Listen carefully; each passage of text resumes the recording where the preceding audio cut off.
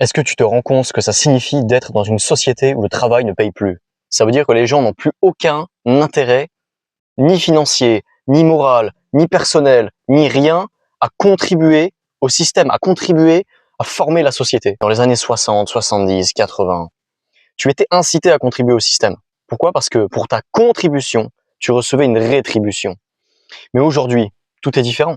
Aujourd'hui, on a une caste, la caste des 1% les plus riches, qui s'accapare toutes les richesses, qui s'accapare tous les biens et qui laisse la portion congrue, une maigre portion, au reste de la populace.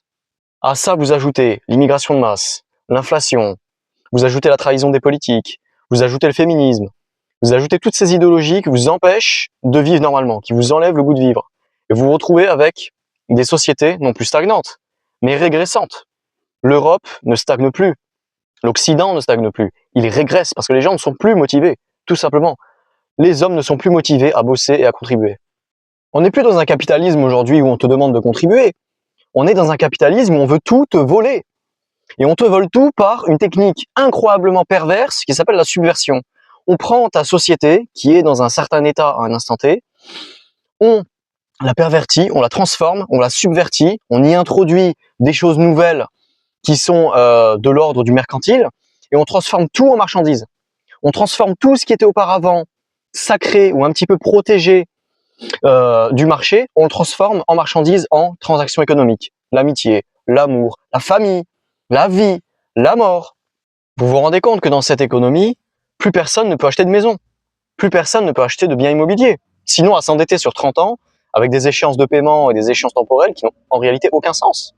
30 ans, c'est quasiment toute ta vie. Enfin, ça en est en tout cas à minima une moitié.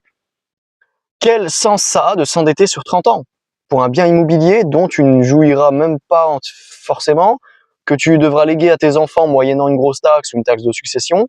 Ça n'a aucun sens. Et on va parler du fait que les gens ne font plus d'enfants aussi. Évidemment que les gens ne font plus d'enfants. De plus en plus d'Européens déclarent ne pas vouloir d'enfants. C'est pas forcément qu'ils le désirent pas, mais c'est juste que c'est extrêmement cher d'avoir un enfant aujourd'hui. Et dans quoi tu vas avoir un enfant? Nous, en Europe, les Européens, veulent donner un certain avenir à leurs enfants. Ils ne veulent pas élever un enfant dans un 50 mètres carrés. C'est quelque chose qui est intolérable. Même si techniquement, c'est possible. Mais quel avenir ça représente pour l'enfant à naître? Et c'est pour ça que les taux de natalité chutent et vont continuer à chuter. C'est pas seulement à cause du féminisme, etc. Parce que la réalité, c'est que la plupart des gens, non pas sont d'accord avec l'idéologie, mais ignorent l'idéologie, voire ne la comprennent pas. Beaucoup de gens ne sont pas faits pour le concept et pour la réflexion. Ils se laissent pas en fait influencer par les idéologies, mais ils regardent simplement ce que ça va leur coûter, quelles sont les contraintes, est-ce que ça va les embêter ou pas. C'est tout simplement lié à ce genre de considération. La masse ne réfléchit pas en termes d'idéologie et de concepts, de philosophie, de grandes théories philosophiques. Non, ils réfléchissent en termes de contraintes, de gênes, de dérangements, d'avantages, bénéfices. Ils font des calculs très très simples et très immédiats. Et en fait, ils voient aujourd'hui, la masse voit que faire un enfant, c'est des contraintes. Bon, ça a toujours été des contraintes. Mais ces contraintes aujourd'hui ne sont plus contrebalancées par une économie qui est dynamique, dans laquelle tu peux te projeter, où tu as confiance, tu es optimiste. Et en parallèle, la cellule familiale, effectivement, a été affaiblie par le cadre économico-législatif. Donc en fait, les gens se disent je vais me faire un enfant, mais en fait, je vais devoir le garder, ça va m'embêter, je vais plus pouvoir partir en vacances, ça représente 200, 300, 400 euros en plus par mois, que je n'ai pas. Donc les gens se disent non, je fais pas d'enfant, tout simplement. Parce que je pourrais rien lui offrir.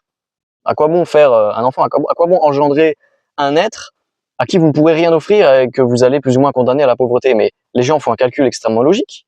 En fait, même s'il faut faire des enfants pour préserver sa lignée, sa culture, sa civilisation, etc., mais ce sont des raisons, des grandes raisons grandiloquentes, philosophiques. Mais derrière, il y a la réalité économique. Et personne ne veut subir la misère et faire subir la misère. Alors, j'ai hâte de savoir quelle est ton opinion sur cette situation et ce sujet. À mon avis, ça va faire qu'empirer. Et tant qu'il n'y aura pas une vraie réforme au niveau économico-législatif, rien ne changera, rien ne pourra changer. Les sociétés humaines sont régies par des lois et par des contraintes. Aucune révolution, aucun fonctionnement n'est basé sur l'idéologie, ou n'est basé sur ce que les gens pensent, ou veulent penser, ou croient penser. Non, c'est basé sur la contrainte. Toutes les révolutions de toute l'histoire ont toujours été basées sur la contrainte. contrainte ou récompense, mais le plus souvent contrainte, c'est-à-dire par peur de la punition plutôt que par espérance de la récompense. Je vois pas comment ça peut bien se terminer, en tout cas pour le peuple. Pour la caste, on va dire des 1%, la caste dirigeante, ça se termine toujours bien. Mais pour le peuple, ça va, à mon avis, mal se terminer. Comme toujours. C'est toujours le peuple qui trinque, de toute façon. J'ai hâte de savoir quel est ton avis là-dessus. Laisse un commentaire, je te dis à la prochaine. Ciao.